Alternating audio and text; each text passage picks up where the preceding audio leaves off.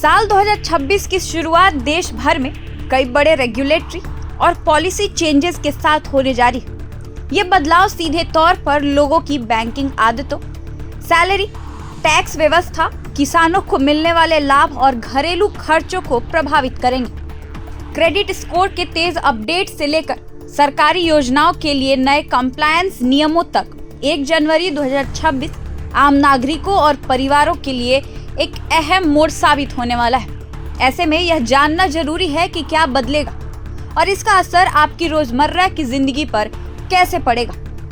Banking sector में सबसे महत्वपूर्ण बदलाव क्रेडिट रिपोर्टिंग सिस्टम से जुड़ा है। अब क्रेडिट ब्यूरो हर 15 दिन की ब्याज हर सप्ताह ग्राहकों का डेटा अपडेट करेंगे। इसका मतलब यह है कि यदि आप समय पर लोन की EMI चुका रहे हैं या अपने क्रेडिट व्यवहार में सुधार कर रहे हैं तो उसका असर आपके क्रेडिट स्कोर में जल्दी दिखेगा।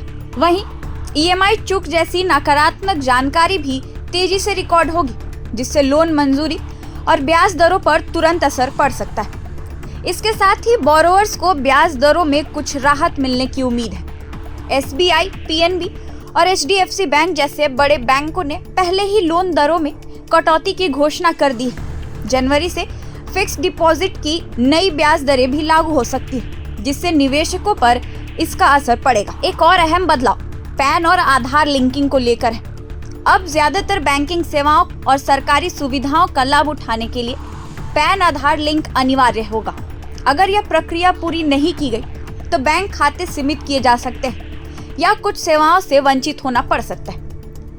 डिजिटल लेन देन को सुरक्षित बनाने के लिए सरकार और बैंक UPI ट्रांजैक्शन की निगरानी को और मजबूत कर रहे हैं। इसके साथ ही ऑनलाइन धोखाधड़ी रोकने के उद्देश्य से WhatsApp, Telegram और Signal जैसे मैसेजिंग प्लेटफॉर्म्स के लिए सिम वेरिफिकेशन के नियम सख्त किए जा रहे हैं। सरकारी कर्मचारियों के लिए 1 जनवरी 2026 एक बड़ा बदलाव लेकर आ सकता है। 7वें वेतन आयोग का कार्यकाल 31 दिसंबर 2025 को समाप्त होने के बाद 8वें वेतन आयोग के लागू होने की संभावना है।